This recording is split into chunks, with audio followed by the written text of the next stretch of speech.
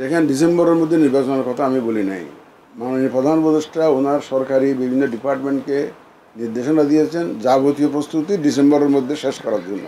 সেটাই বলছেন উনি, সেটাই সম্প্রতি উনি নির্দেশনা দিয়েছেন। আমি ডিসেম্বরে নির্বাচনের কথা বলি নাই। ওই যে মাননীয় প্রধান উপদেষ্টা এই ধরনের একটা নির্দেশনা দিয়েছেন, ওনার ল এনফোর্সমেন্ট এজেন্সিকে বলেছেন যারা নির্বাচনের সাথে সম্পৃক্ত থাকবেন সবাইকে নির্দেশ দিয়েছেন আপনারা প্রস্তুত থাকবে, ডিসেম্বরের মধ্যে যাবতীয় প্রস্তুতি সম্পন্ন করুন। এটা ওনার নির্দেশনা, ওনার দেবেন। অসম্ভব চাইলে অসম্ভব কিছু না, যদি আপনি চান এটা সম্ভব।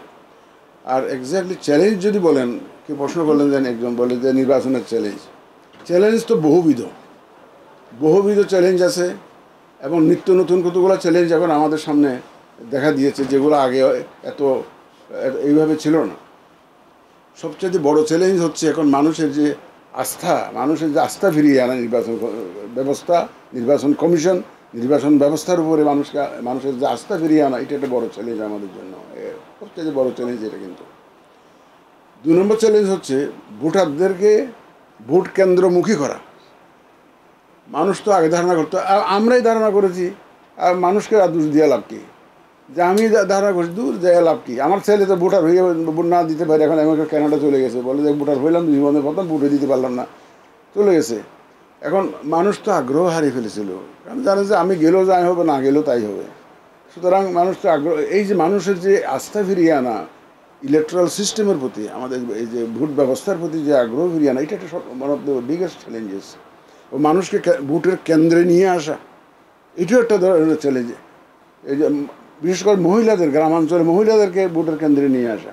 স্থানীয় সরকার নির্বাচনে চেয়ারম্যান মেম্বাররা থাকে নিজেরা পয়সা টয়সা খরচ করে, বিভিন্ন চেষ্টা তদবির করে মোটামুটি একটা উপস্থিতি নিশ্চিত করে, কিন্তু ন্যাশনাল ইলেকশনে তো ওইভাবে ইফেক্টিভলি মোবিলাইজ করার লোক পাওয়া যায় না। এই জন্য এই ভোটারকে কেন্দ্রে নিয়ে আসা, এটা একটা বড় চ্যালেঞ্জ। আর সম্প্রতি একটা নতুন ডাইমেনশন যোগ হয়েছে আমাদের।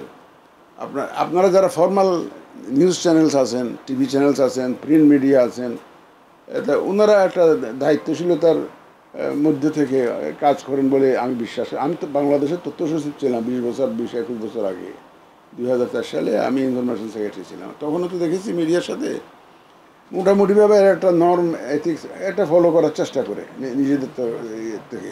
কিন্তু সোশ্যাল মিডিয়া বলে একটা জিনিস যে বাইরেছে, এইটা তো এটা ফ্রি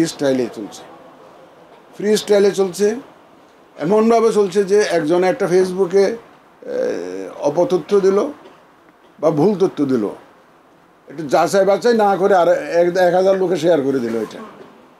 এটা যে কোনো কারোর বিরুদ্ধে হতে পারে। এটা আপনার আমার যে কোনো কারোর বিরুদ্ধে একটা এই ধরনের একটা দিয়ে দিল, ফেসবুকে দিয়ে দিল, আবার আরেকজনের যাচাই না করে এই তথ্যটা শেয়ার করে দিল, লক্ষ লক্ষ লোক জেনে গেল।